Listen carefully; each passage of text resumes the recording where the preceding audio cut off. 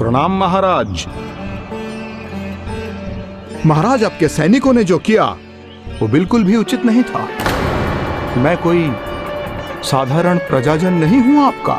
स्वयं को असाधारण पुकारने वाला कितना भी असाधारण क्यों ना हो, अपने गुण खोकर साधारण हो जाता है। कोयल कभी स्वयं की प्रशंसा नहीं करती, अपितु अन्य सभी उसके मधुर स्वर की प्रशंसा करते हैं। सूपकार जी, यदि ये सत्य है कि आपके पास वो असाधारण शक्ति है जैसा आप कह रहे हैं, तो मैं वचन देता हूं कि आपके सम्मान में कभी कोई कमी नहीं आएगी। तो अब आप अपनी असाधारण शक्ति का प्रदर्शन कीजिए, यहां वर्षा करवाकर इस अतृप्त सूखी धरती की प्यास बुझा दीजिए। अवश्य महाराज।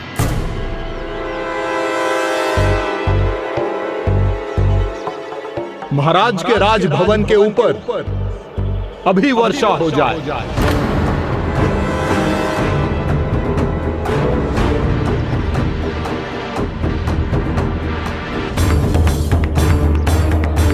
चिंता मत कीजिए महाराज, वर्षा होगी, अवश्य होगी। मेघों को एकत्रित होने में समय लगता है।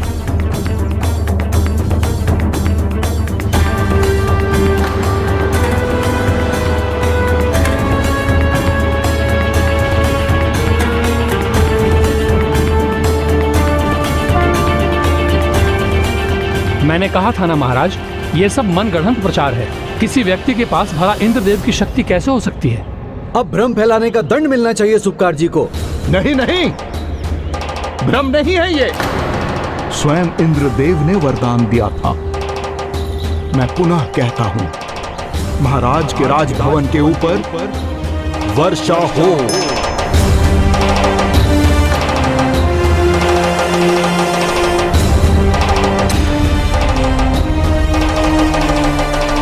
मेरा विश्वास कीजिए महाराज, मैं सत्य कह रहा हूं। यदि आपका कहा सत्य है तो यहां वर्षा क्यों नहीं हुई?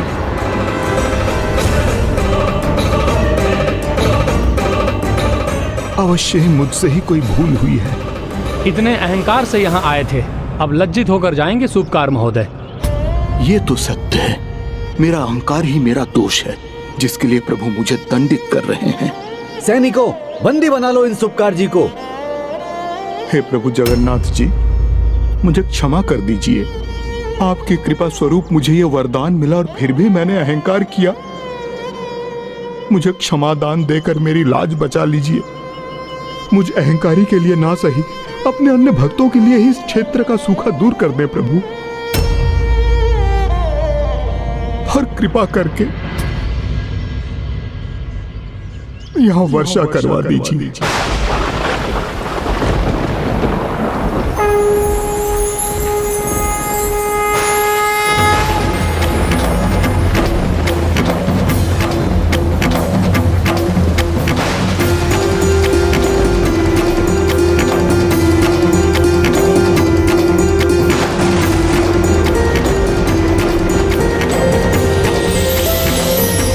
जय श्री जगन्नाथ, जय श्री जगन्नाथ, जय श्री जगन्नाथ। हे महान सूपकार जी, अब इस संपूर्ण अकाल पीड़ित क्षेत्र में भी वर्षा करवा दीजिए, विशेष रूप से वहां जहां मंदिर के लिए अन्न और वनस्पति उत्पन्न होती हैं। हे प्रभु, उस संपूर्ण अकाल पीड़ित क्षेत्र में वर्षा करने की कृपा कीजिए।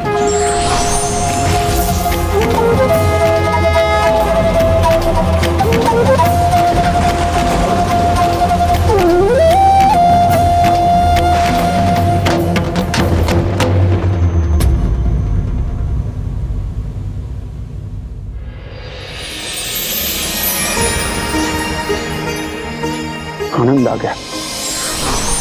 प्रणाम देव ऋषि। प्रणाम देवराज। देव ऋषि, आपने सत्य कहा था। प्रभु के महाभोग को चख कर ऐसा लगता है जैसे स्वयं प्रभु मिल गए। धन्यवाद देवराज। आज आप ही के कारण जगन्नाथ जी पुरी के स्थान में वर्षा हुई। धन्यवाद तो मुझे आपका करना चाहिए, क्योंकि आप ही ने मुझे उसके लिए प्रेरित किया। और सत्य कहूं तो मैं वहां वर्षा करने के आशय से कदापि नहीं गया था। तब तो ये प्रभु की ही लीला है। तो अब विलंब किस बात का, आइए आप भी प्रभु के महाप्रसाद को ग्रहण कीजिए। अवश्य। लक्ष्मी नारायण, लक्ष्मी नारायण। इस प्रकार प्रभु की लीला से पूरी क्षेत्र में वर्षा हुई और शीघ्र अकाल समाप्त हो गया और मंदिर का भंडार भी अन्न से भर गया। फिर राजा गालू माधव ने वो वचन भी निभाया जो उन्होंने सूपकार को दिया था। सूपकार जी, मैंने वचन दिया था आपके सम्मान में कोई कमी नहीं रहने दूंगा।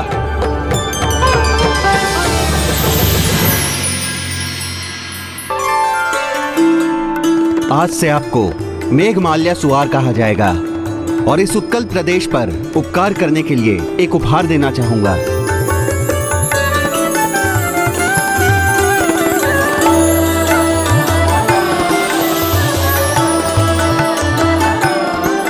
धन्यवाद महाराज। हमें क्षमा कीजिए, आरंभ में हमने आप पर संदेह किया। किंतु बस अब हमारी एक ही इच्छा है, आपके सम्मान में प्रभु के महाभोग में एक और व्यंजन स्वारपीठ जोड़ा जाए।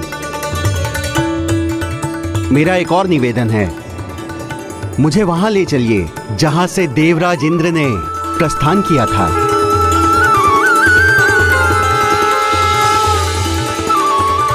आइए महाराज,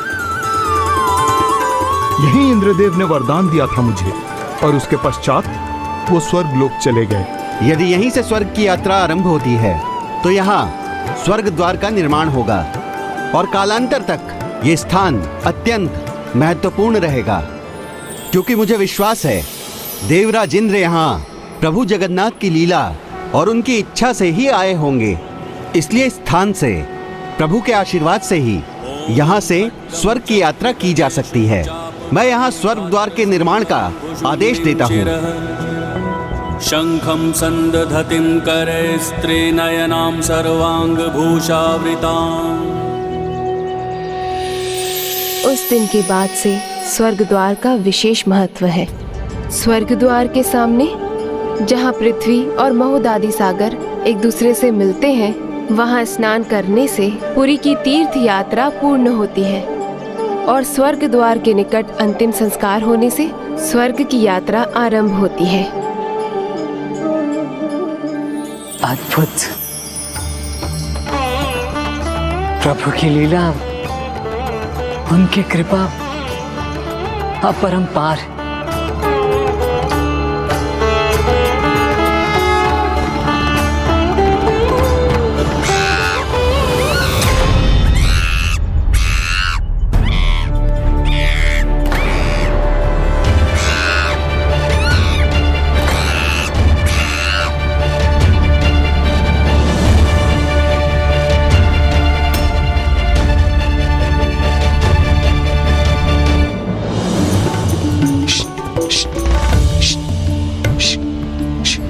रुको पुत्र। किंतु माता, वो वानर, वो सारा महाभोग खा जाएगा। तो क्या हुआ पुत्र, इनकी आगमन की आशा में मैं अधिक महाभोग लाई हूँ। मैं इन्हीं की तो प्रतीक्षा कर रही थी। मुझे परोसने दो।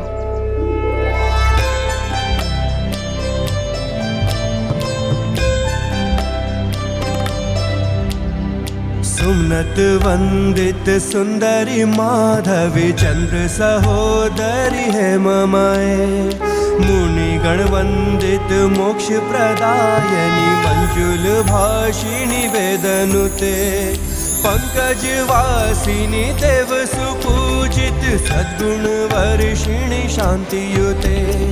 जय जय है मधुसूदन कामिनी आदि लक्ष्मी परिपालय मां।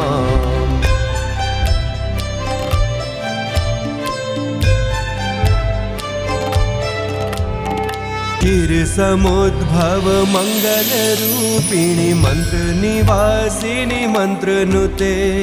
मंगलदायनी अंबुज वासिनी देवगणाश्रित पादयुते। जय जय है मधुसूदन। वो कोई साधारण वानर तो नहीं थे। सत्य है, वो असाधारण ही है।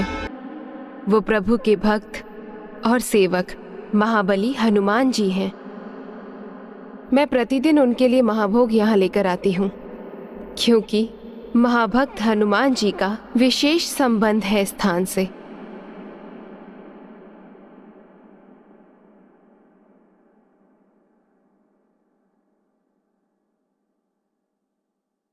हाँ, मुझे ज्ञात है। आपसे पहले एक सज्जन भी आए थे यहाँ। तभी उन्होंने मुझे मंदिर के बारे में सब कुछ बताया कि मंदिर निर्माण के कार्य में प्रभु हनुमान जी ने बल देकर महाराज इंद्रद्युम्न की सहायता की थी। प्रभु हनुमान जी का विशेष संबंध इस मंदिर से बस इतना ही नहीं था। प्रभु जगन्नाथ जी के मंदिर की सुरक्षा और पवित्रता हेतु वो इसका ध्यान भी रखते हैं कि यहाँ वही भक्त पहुँच सके जिनकी प्रभु के प्रति सच्ची श्रद्धा, भक्ति और निष्ठा है। और ऐसा करने के लिए उन्होंने स्वयं को बेड़ियों में बांधा जाना स्वीकार किया, जिसके कारण उनका नाम पड़ा बेड़ी हनुमान।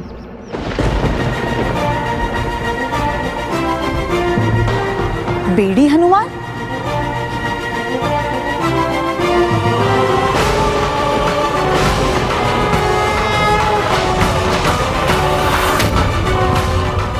विश्वास नहीं होता महाबली हनुमान जी को कोई बेड़ी में बांध सका। मन की जिज्ञासा ही जीवन का प्रकाश स्तंभ है, और यही जिज्ञासा तो भक्त माधव दास के मन में भी थी, जिन्हें स्वयं माता लक्ष्मी और देवी सुभद्रा साधारण मनुष्य भेष धारण कर प्रभु कथा सुना रही थी।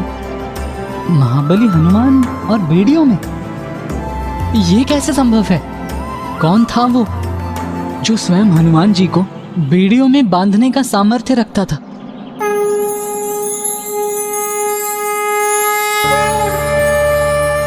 प्रभु के इस मंदिर की स्थापना में आरंभ से ही हनुमान जी की विशेष कृपा और मार्गदर्शन रहा है। मंदिर निर्माण से लेकर मूर्ति निर्माण तक उन्होंने समय समय पर सुझाव दिए। यदि ये कथा नहीं सुनी तो प्रभु श्री जगन्नाथ जी की कथा पूर्ण नहीं होगी। उनकी इस कथा के लिए आपको समय निकालना ही होगा। तुमने उचित कहा पुत्र। भक्त के परिचय के बिना भगवान का परिचय भी अधूरा ही है। और अब हनुमान जी को भोजन देने के बाद हमारे पास कथा कहने का समय है ना? अवश्य। तो सुनो भैया, मेरे मुख से बेड़ी हनुमान की कथा सुनो। आओ बैठो। इस कथा का आरंभ नील चक्र रक्षा की कथा से होता है।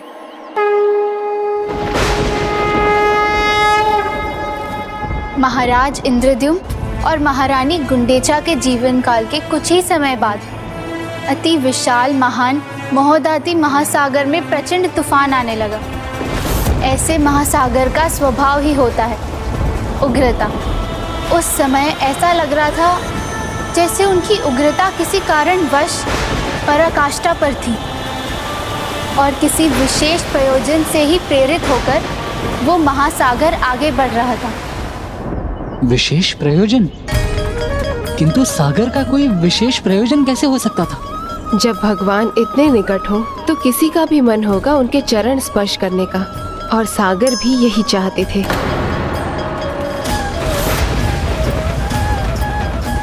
किंतु उससे तो जगन्नाथ जी पुरी मंदिर तक पहुंचने का मार्ग ही बाधित हो जाता। हाँ, यद्यपि सागर तट मंदिर से दूर था, किंतु महासागर के इस व्यवहार से एक गंभीर समस्या उत्पन्न हो गई थी। जैसे जैसे सागर मंदिर के निकट आने का प्रयास करते, पूरी क्षेत्र में बड़े तूफान आते, जिसके कारण नील चक्र पर संकट आ रहा था और ऐसा लगने लगा था जैसे वो मंदिर से नीचे गिर जाएगा। क्या महाबली हनुमान आए चक्र रक्षा के लिए? सागर के आचरण से अनभिज्ञ जगन्नाथ जी पुरी में प्रभु दर्शन के बाद महाभक्त भक्ति सागर में ऐसे डूबे कि अपने आराध्य प्रभु श्री राम के ध्यान में ही खो गए। उन्हें तो तूफान का आभास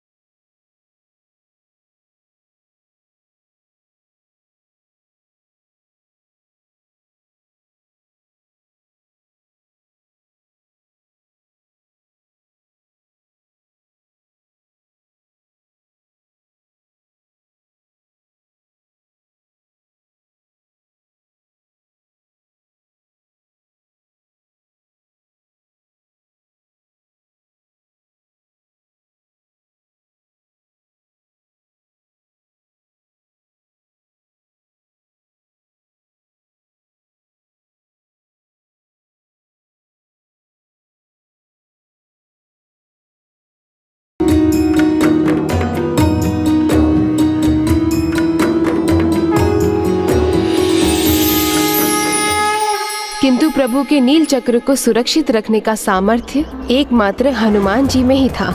इसीलिए उनकी सहायता की आवश्यकता थी, क्योंकि तूफान थम नहीं रहे थे और तीव्र होते जा रहे थे। तब तो फिर किसी को हनुमान जी के पास जाकर उन्हें ये बताने की आवश्यकता थी। किंतु जब भक्ति की तंद्रा में हो तो उन्हें उनके ध्यान से बाहर लाने वाला कौन था? प्रभु के कार्य का, उनकी इच्छा पूर्ति का माध्यम तो उनका एक भक्त ही हो सकता है। तो उस समय जो असंख्य भक्त जगन्नाथ जी पुरी धाम यात्रा पर आए थे, उन्हीं में से एक थे वो योग्य भक्त।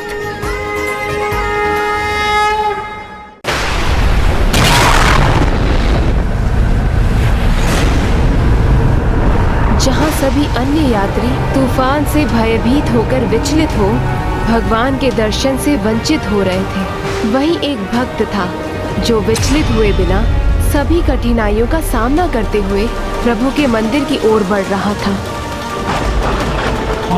तूफान तो कम जा रहा है, पता नहीं क्या होगा।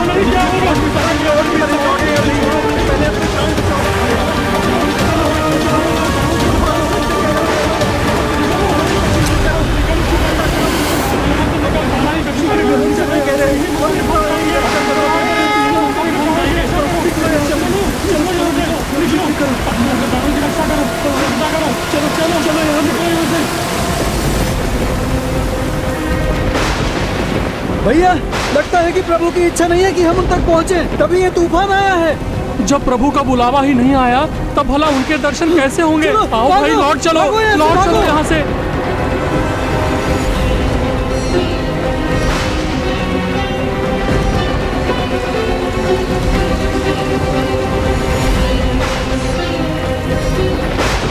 प्रभु की इच्छा है तो कुछ भी असंभव नहीं।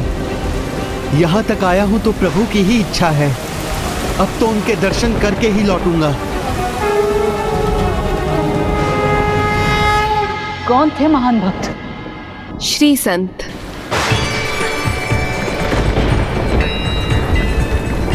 जय प्रभु जगन्नाथ, जय प्रभु जगन्नाथ, जय प्रभु जगन्नाथ, जय प्रभु जगन्नाथ, जय प्रभु जगन्नाथ।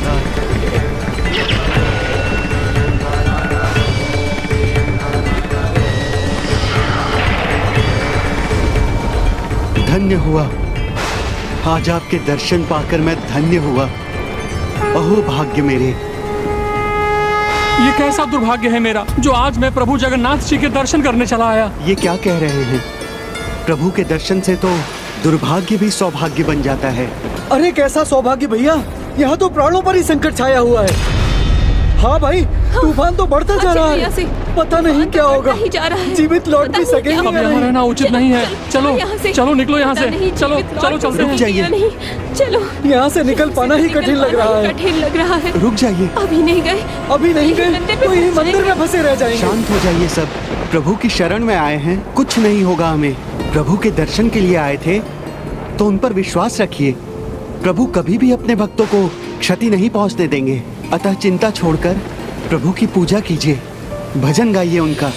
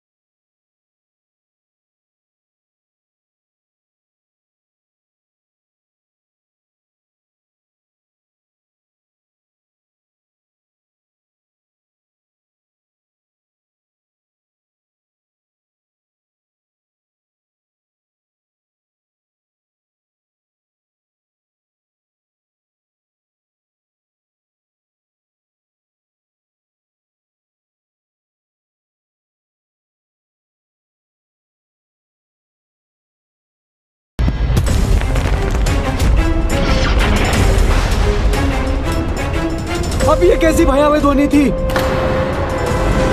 सुनो सुनो, मंदिर का नील चक्र भी गिरने वाला है। यहाँ रुकना उचित नहीं होगा। हाँ, हमें यहाँ से चलना चाहिए। रुक जाइए, मैं कह रहा हूँ चिंता की कोई बात नहीं है। चिंता क्यों कर रहे हैं भैया? जब मंदिर का नील चक्र ही सुरक्षित नहीं है, तो हम लोग कैसे सुरक्षित होंगे? इनकी बातों में मत नहीं नहीं, रुक जाइए, धैर्य रखिए, कुछ नहीं होगा हमें। शीघ्रता करो, शीघ्र। जल्दी करो। हे प्रभु, हमारी सुरक्षा कीजिए प्रभु।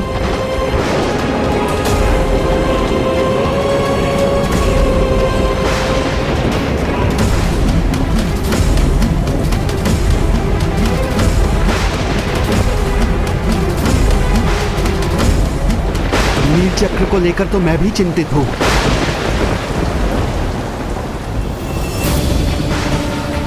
ये उचित नहीं।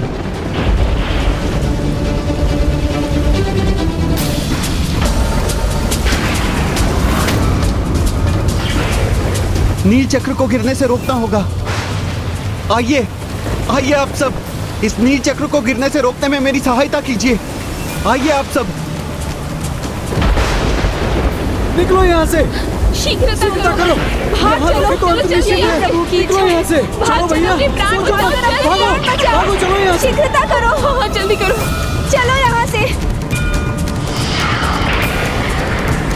कुछ भी हो जाए, मेरे रहते इस नील चक्र को धरती पर गिरने नहीं दूंगा। कैसी मूर्खता है ये? नील चक्र के भार के नीचे कुचले जाओगे। इस नील चक्र को रोककर अगर मैं इसके भार से कुचला भी जाता हूं तो मेरा सौभाग्य होगा।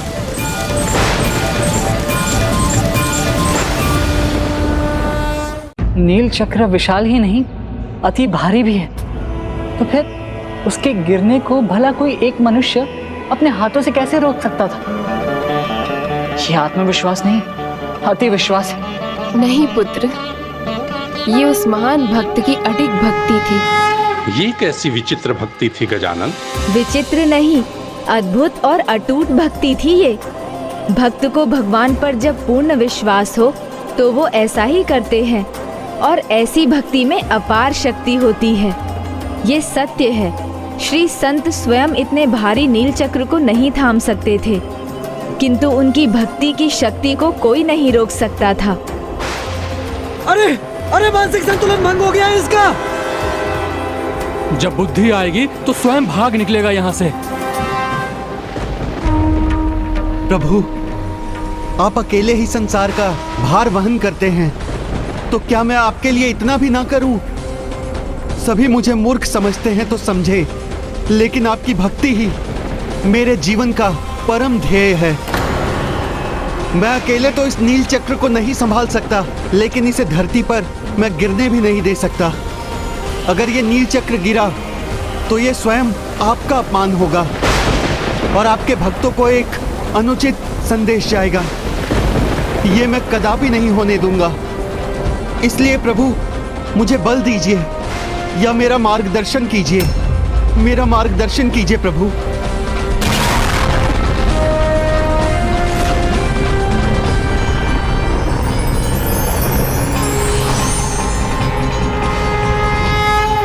यदि भगवान के बिना भक्त नहीं, तो भक्त के बिना भगवान भी पूर्ण नहीं। भक्त श्री संत, इस कार्य के लिए सबसे उपयुक्त और योग्य भक्त कौन है? ये तुम भली भांति जानते हो।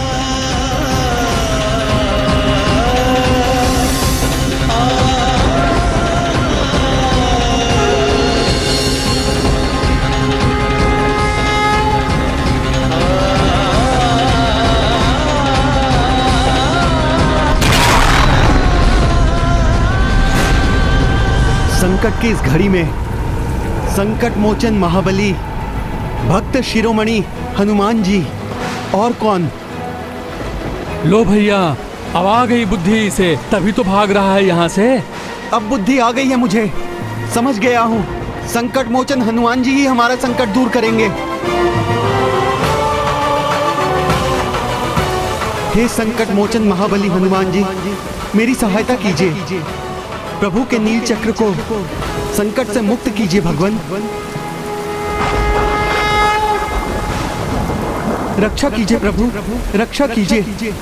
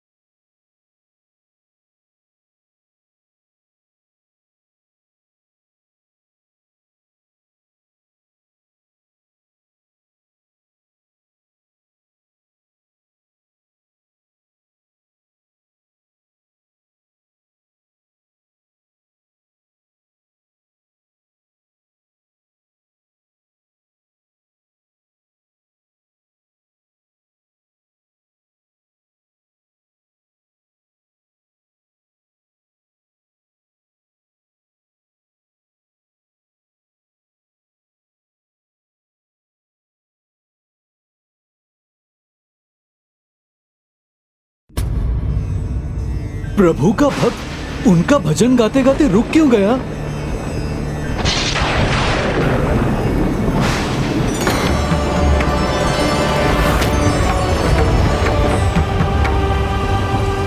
हे संकट मोचन महाबली हनुमान जी, मेरी सहायता कीजिए। प्रभु के नील चक्र को संकट से मुक्त कीजिए भगवान।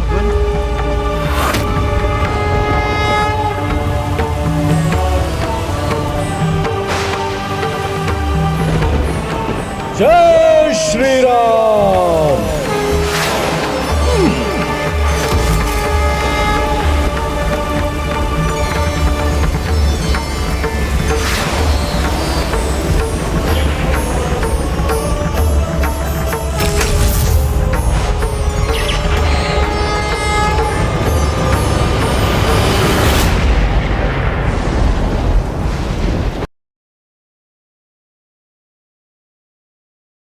जय श्री राम।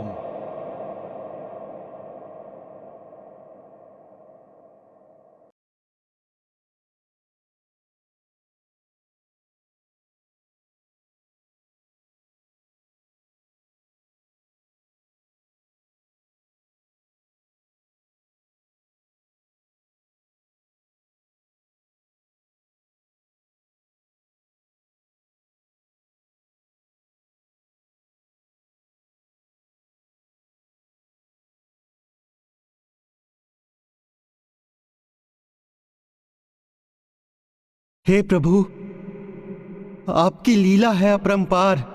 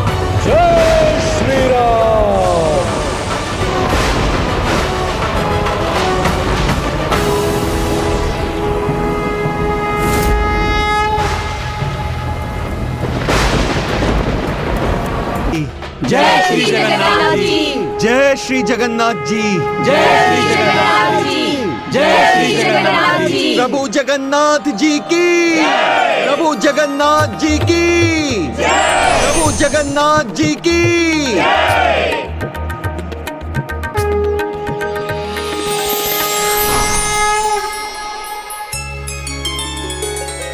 प्रणाम प्रभु। मुझे ज्ञात था भक्त हनुमान तुम अवश्य आओगे। प्रभु का काज हो और हनुमान ना आए, प्रभु ये भला कैसे संभव है? मेरे तो जन्म का उद्देश्य ही है प्रभु का काज। भक्त हनुमान मेरे प्रतीक, मेरे मंदिर के नील चक्र को थामने के लिए तुमने अपने अष्टभुज स्वरूप को प्रकट किया।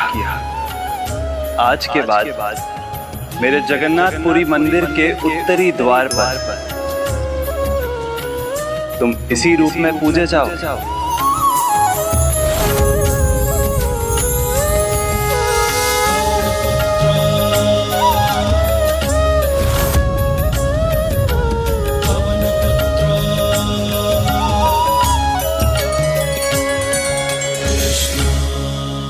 प्रभु ये भक्त तो बस आपकी भक्ति का प्यासा है, आपकी सेवा करने के लिए ललायत है। मैं वचन देता हूँ प्रभु, आज के बाद मैं यहाँ आपके मंदिर का कवच बनूंगा। किसी भी तूफान और किसी भी संकट को आपके जगन्नाथपुरी मंदिर के निकट नहीं आने दूंगा। हनुमान तुम्हारे हृदय में मेरे लिए इतना प्रेम, इतनी भक्ति है कि मैं रोकूंगा तो तुम तब भी नहीं रुकोगे। इसीलिए मैं तुम्हें आशीर्वाद देता हूँ, सफल भव। धन्यवाद प्रभु।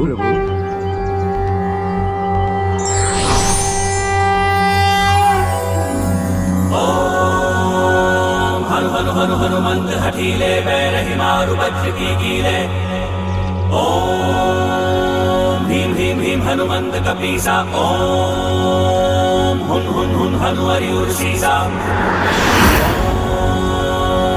हम हाथ देत कपि चंचल। ओम सम सम सहविवाने। अथवा नहीं, अब मुझे प्रभु कार्य के लिए जाना चाहिए। प्रभु कार्य?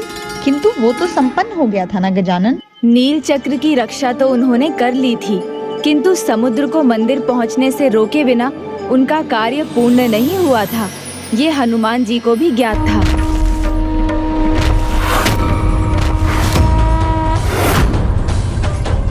किंतु सागर तो अपने प्रयोजन में स्थिर थे।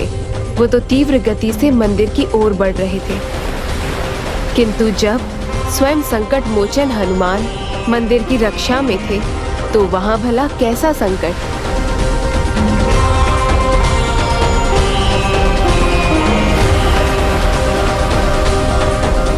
जय श्री राम।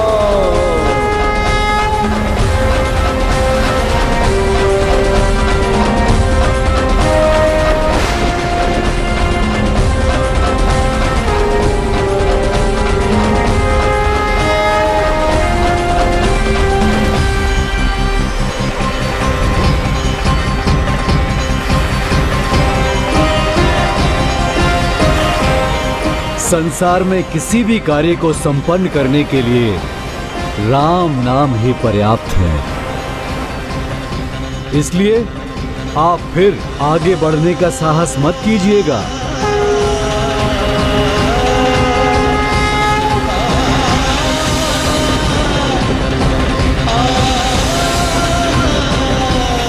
प्रभु जगन्नाथ जी की जय। अब समुद्र आगे नहीं बढ़ रहे हैं, तो मैं शीघ्र जाकर प्रभु की आराधना और उनके दर्शन कराता हूँ।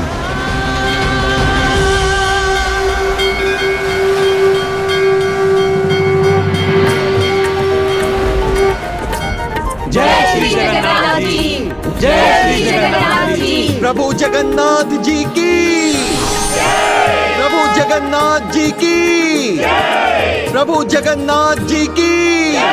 भक्ति भाव से दर्शन करूंगा, प्रभु का आशीर्वाद प्राप्त करूंगा और शीघ्र ही अपने स्थान पर लौट जाऊंगा। प्रभु जगन्नाथ जी की जय। प्रभु जगन्नाथ जी की, प्रभु जगन्नाथ जी की।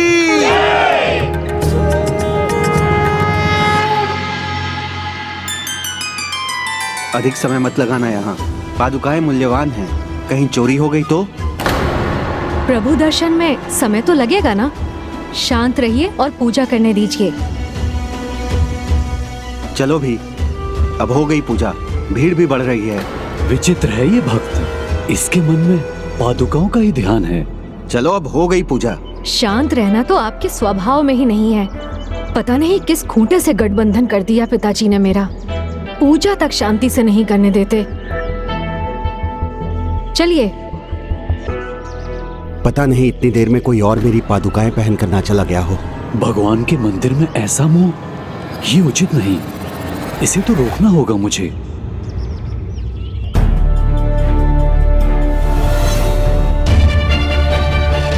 देखा, मेरी पादुकाएं मेरे पांव में नहीं समा रही हैं। संभवतः किसी ने चुरा लिया यहाँ से।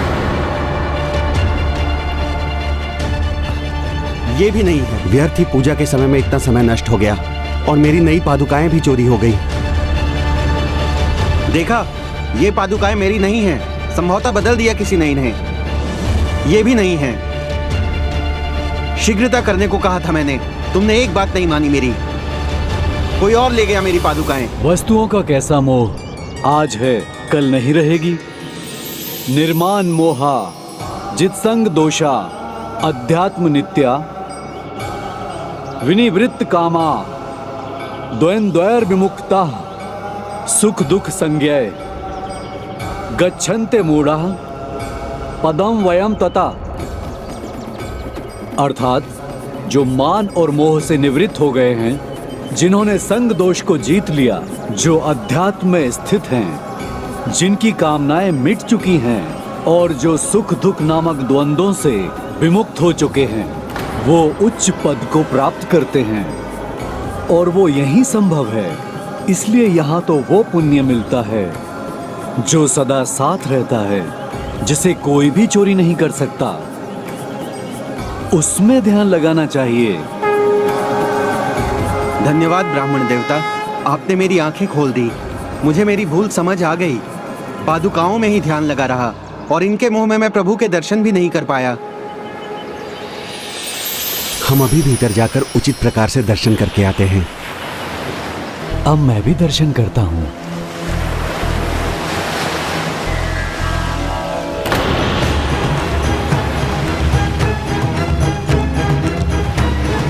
तो सागर तो फिर यहाँ पहुंच रहे हैं।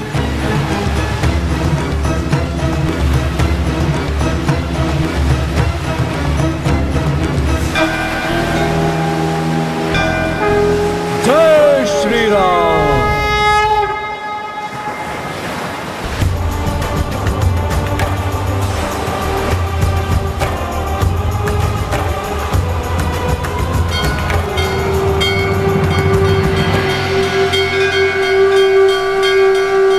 सागर जी, आप शांत और स्थिर रहिए, जिससे मैं मेरे प्रभु के दर्शन कर सकूं।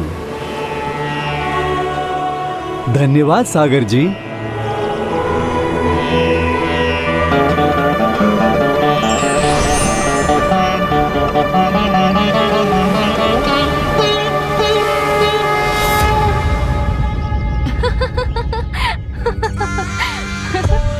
तुम प्रभु से क्या मांग रही हो बहन?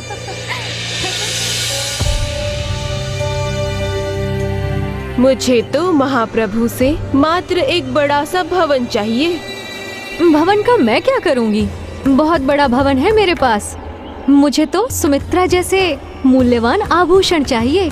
सुभद्रा से अच्छे आभूषण हैं मेरे पास। मुझे तो प्रभु से सिर्फ संतान चाहिए। ये मंदिर में प्रभु के दर्शन के लिए ये आपस में वाक युद्ध के लिए आई हैं।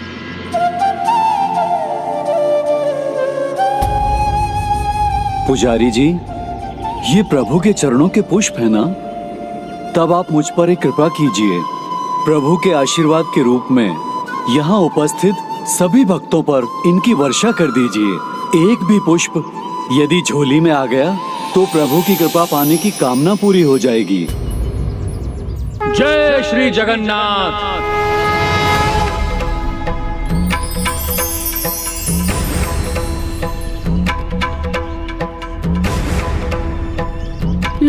हमें तो पुष्प दिया ही नहीं भगवान ने। हम यदि आशीर्वाद के भूखे हैं तो प्रभु भी भक्ति के भूखे हैं, और जो भक्त उनकी भक्ति की भूख को शांत करता है उन पर उनकी विशेष कृपा होती है। किंतु आपने क्या किया? आई तो थी भक्ति और दर्शन करने के लिए, और उसके स्थान पर आप अन्य बातों में उलझी रहीं। इसीलिए तो आप प्रभु की विशेष कृपा से वंचित रह गईं। कामनाओं का कोई भी अंत नहीं। यदि हम ईश्वर को कुछ कहते हैं तो हमें भी उनकी सुननी चाहिए। जब आप सब लोग प्रभु की बात ही नहीं सुन सकती तो आशीर्वाद की कामना कैसे कर सकती हैं?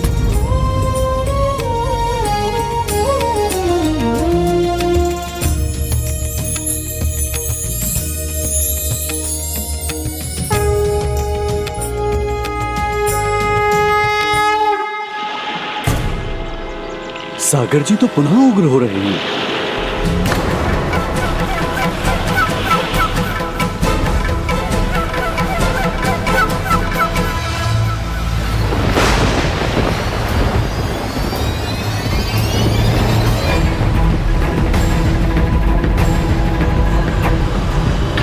समुद्र जी, मैं अभी तक एक बार भी प्रभु के दर्शन नहीं कर सका। आप एक बार मेरे प्रभु के दर्शन तो करने दीजिए। वैसे ही वहां पर आने वाले यात्री मेरा ध्यान भटका रहे हैं, इसलिए आप तो शांत रहिए।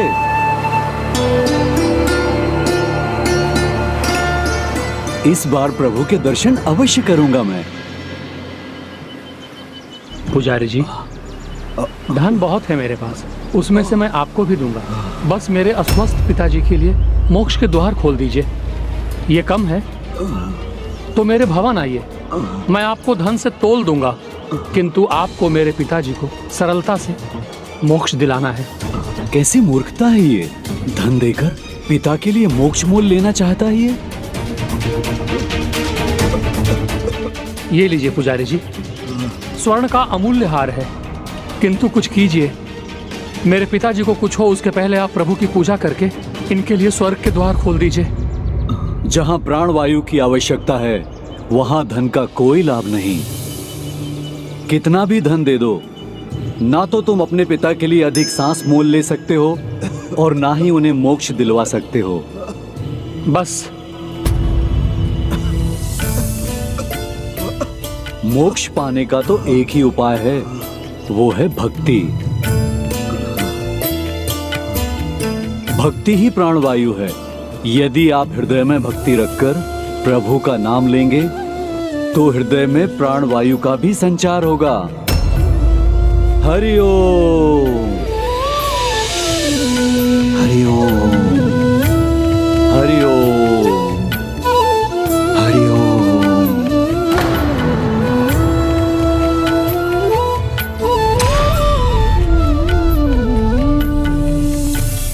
आप भक्ति भाव से इस शंख को बजाइए, आप स्वस्थ भी होंगे और प्राणवायु के मार्ग में कभी भी कोई कमी नहीं आएगी।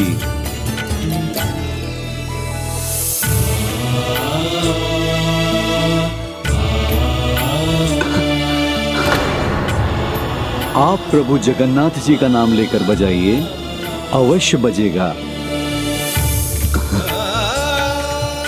जय प्रभु जगन्नाथ जी।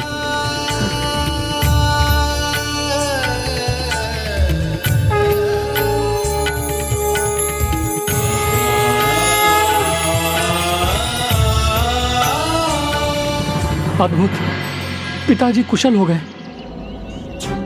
क्षमा करें ब्राह्मण देवता, मैं पैसों के बल पर भक्ति मोल ले रहा था। आप मेरे नहीं, प्रभु के चरण स्पर्श करके उनसे क्षमा याचना करें। उनके दर्शन करने आए हो वत्स, और वो ही मोक्ष प्रदान कर सकते हैं। जिस प्रकार जीवित रखने वाली श्वास को मोल नहीं लिया जा सकता, वैसे ही मोक्ष प्राप्ति का कोई भी सरल मार्ग नहीं है। महान भक्त अपनी सेवा भक्ति से नहीं चूकते। श्री राम भक्त हनुमान जी सभी भक्तों का मार्गदर्शन करने लगे, जबकि उन्हें स्वयं प्रभु का दर्शन नहीं हुआ। यही तो उनकी महानता है, जिनके सामने हम सभी नतमस्तक हैं। और जिस प्रकार वो सभी को ज्ञान प्रदान कर रहे थे उससे कुछ महान होने वाला था। महाभक्त हनुमान जी ने ये सुनिश्चित कर दिया था कि उस दिन से कोई भी भक्त प्रभु के मंदिर आए तो वो बिना किसी भटकाव के सच्ची भक्ति के साथ वहाँ पहुँचे। किंतु ये कैसे किया उन्होंने?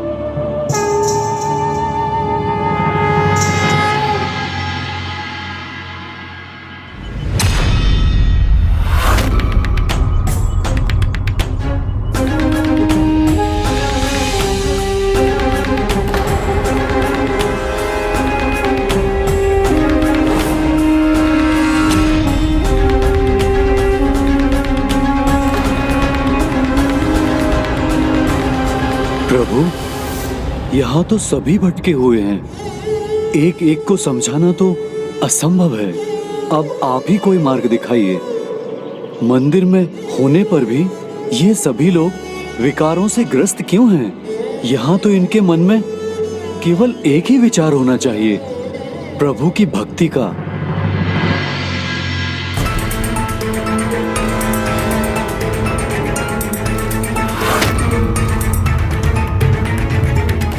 कामदेव, यहाँ जो घट रहा है तो उसके पीछे कामदेव ही है।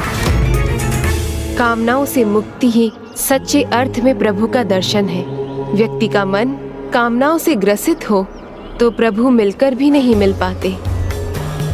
संकट मोचन ने संकट को पहचान लिया था। उन्हें कामदेव की उपस्थिति और उसका प्रभाव स्पष्ट दिखाई दे रहा था। हनुमान जी ने ये ठान लिया कि उन्हें मंदिर के क्षेत्र को कामदेव से मुक्त करना होगा। और अब हनुमान जी जगन्नाथ जी पुरी आने वाले सभी भक्तों को कामना रहित करने जा रहे थे। आप जो भी कर रहे हैं कृपा करके उसको रोक दीजिए और आप यहाँ से प्रस्थान कर जाइए। एक साधारण ब्राह्मण भला मुझे कैसे पहचान सकता है?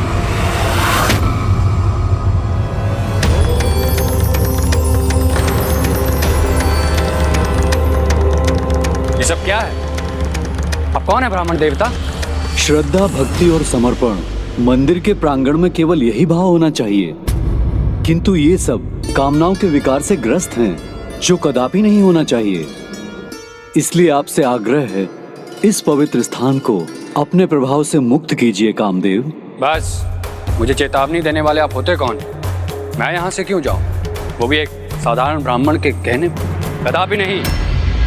मैं साधारण ब्राह्मण हूँ या असाधारण, इसका ध्यान करने के स्थान पर आप ये सोचिए कि पुरी धाम बड़ी कठिनाइयों के बाद जगत स्थान के लिए अलौकिक से लौकिक धाम बना है। यदि यहाँ भी काम से ग्रस्त होकर दूषित भावनाओं के साथ भक्त यहाँ आएंगे तो भला प्रभु का आशीर्वाद कैसे पाएंगे? यही तो मेरा कार्य है। किसी को अपने मन में भाव नहीं लाने हैं तो ना ला। इसका चुनाव तो प्रत्येक व्यक्ति स्वयं कर सकता है और ईश्वर ने इसी काम के लिए मुझे रचा है। इसी प्रकार प्रकृति को आगे बढ़ाने में सहयोग देता हूँ मैं। अवश्य कामदेव, इस संसार को आपकी आवश्यकता है, किंतु प्रत्येक स्थान पर नहीं। ये तो मंदिर है, अर्थात इच्छाओं और कामनाओं से दूर एक ऐसा स्थान जहाँ केवल भगवान का वास होता है और यहाँ पर सभी का ध्यान एकमात्र ईश्वर पर ही लगना चाहिए। तो मैंने कब किसी को रोका है? कोई अपने मन से उलझना नहीं चाहे तो ना उलझे। ये तो आपको भी ज्ञात है, कलयुग में काम विकारों का बड़ा प्रबल प्रभाव है। इसलिए प्रभु के स्थान को छोड़कर आप कहीं और चले जाइए। यहाँ पर प्रभु के भक्तों को अपने प्रभाव से मुक्त रहने दीजिए। किंतु मैं आपका आदेश क्यों मानूं? आदेश नहीं, ये तो बस मेरा आपसे अनुरोध है। किंतु मुझे तो ये अनुरोध नहीं लगता, आदेश ही लगता है। मैं आपके आदेश को नहीं मानने वाला। मैं यहीं रहूंगा। आपका जो मन में आए आप कीजिए। आप तो मेरे लिए अन्य कोई और उपाय नहीं छोड़ रहे। मैं तो आप पर बल प्रयोग भी नहीं करना चाहता। अच्छा, तो तुम मुझे युद्ध के लिए चुनौती देना चाहते हो? किंतु मुझे रोकना है तो वही करना होगा। अगर आपने मुझे पराजित किया तो मैं धाम छोड़ के सदैव चला जाऊं। किंतु अगर मैं अपने वाणों से आपको प्रभावित कर सका तो मैं सदैव इस धाम में वास करूंगा।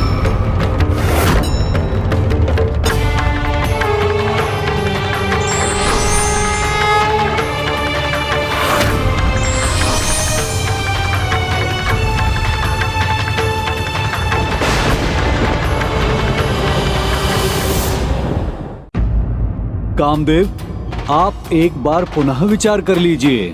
आप मुझे अपना कार्य करने से नहीं रोक सकते हनुमान जी। मैं अभी भी अपनी चुनौती पर अड़िग हूँ। मेरे बाणों के प्रभाव से कोई नहीं बच सकता। उचित है, फिर मुझे आपकी चुनौती स्वीकार है। तो फिर प्रथम बार आप ही कीजिए हनुमान जी।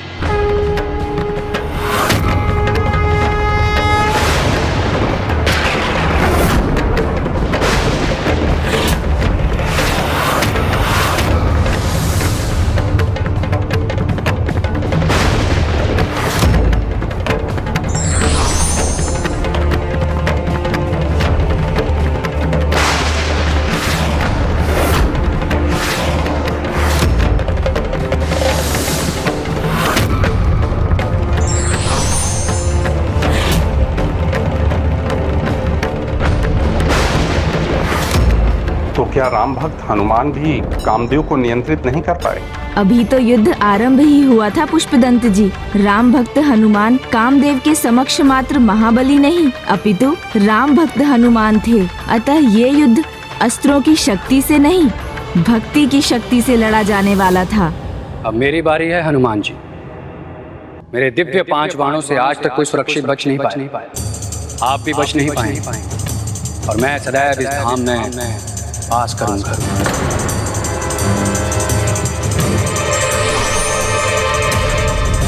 उत्मादन बाण। ये बाण शरीर में उत्तेजना उत्पन्न कर कामना को जागृत करता है।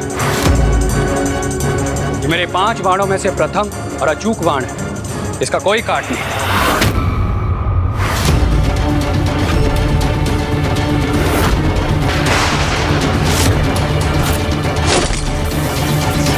हर बाण का काट है प्रभु श्री राम नाम का बाण। जय श्री राम। असंभव। अभी 4 बाण शेष हैं हनुमान जी। शोषण बाण। ये वो बाण है जो शरीर में कामना को अग्रसर करता है।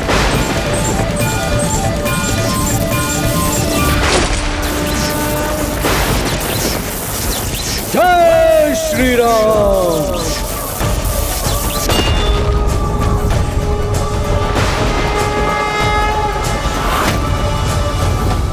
तापन बाण।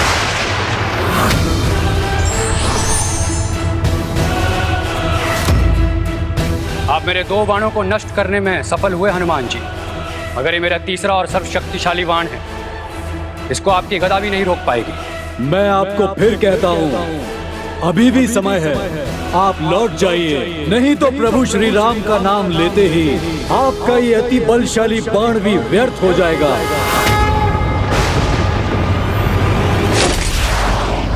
जय श्री राम।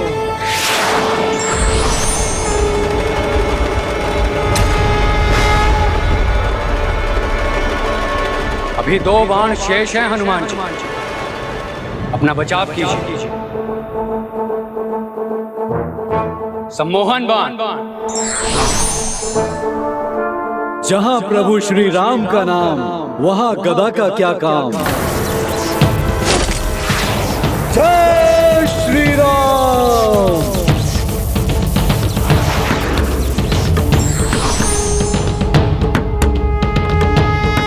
स्तंभन बाण। ये बाण छोड़ते ही आप स्तंभित हो जाएंगे। फिर अपने मुख से आप प्रभु श्री राम जी का नाम भी नहीं ले पाए। अब मेरे सर्वशक्तिशाली काम बंध से आप स्वयं को नहीं बचा सकते।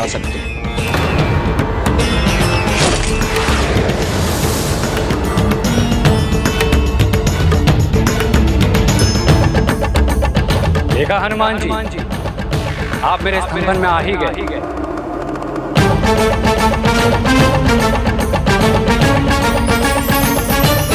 जय श्री राम।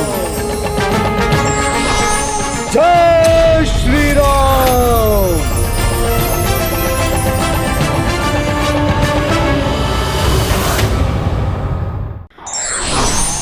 मेरे सभी बाणों को आपने नष्ट कर दिया हनुमान जी।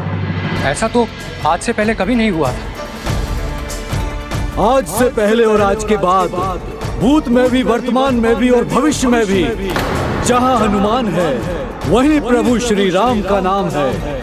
भक्त हनुमान को प्रभु श्री राम का नाम लेने से कोई भी नहीं रोक सकता। कामदेव,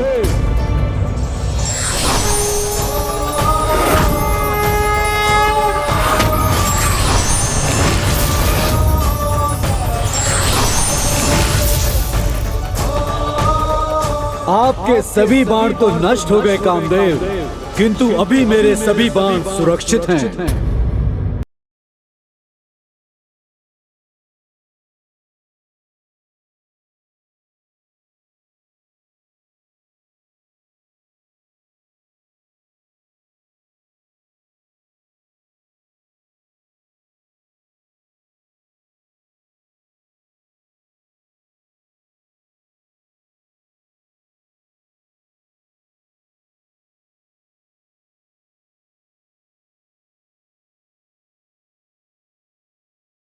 मुझे क्षमा कर दीजिए।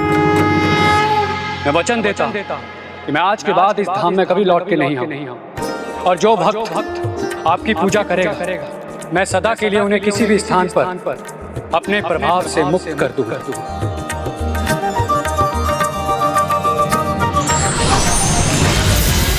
प्रभु जगन्नाथ जी की जय। प्रभु जगन्नाथ जी की जय।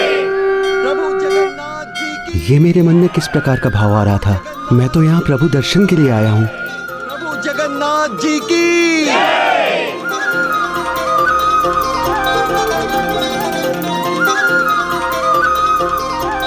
अब प्रभु दर्शन के लिए जो भी यहाँ आएंगे, काम विकारों से मुक्त होकर आएंगे, भक्ति के पावन भाव से ओतप्रोत होकर आएंगे और उनके मुख पर प्रभु का नाम होगा।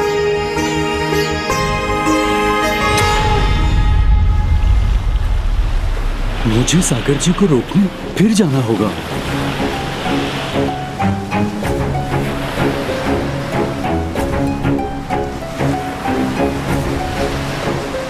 जय श्री राम, जय जगन्नाथ।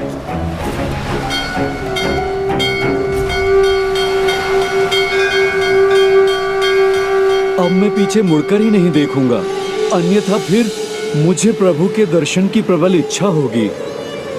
मैं प्रभु के मंदिर जाने से स्वयं को रोक नहीं सकूंगा। प्रभु जगन्नाथ जी की जय। प्रभु जगन्नाथ जी की जय। प्रभु जगन्नाथ। प्रभु, इस भक्त का मन नहीं मानता। रह रहकर आपके दर्शन करने की इच्छा से विचलित हो रहा हूं मैं, और इधर ये समुद्र जी जो हैं, वो अवसर मिलते ही तूफान खड़ा कर देते हैं। तो प्रभु, इस बार मेरे स्थान पर आप ही आ जाइए और इस भक्त को दर्शन प्रदान करके तृप्त कर दीजिए। प्रभु, प्रभु, प्रभु मुझे दर्शन दीजिए, दर्शन दीजिए मुझे प्रभु। प्रभु, प्रभु मुझे दर्शन दीजिए, दर्शन दीजिए मुझे प्रभु।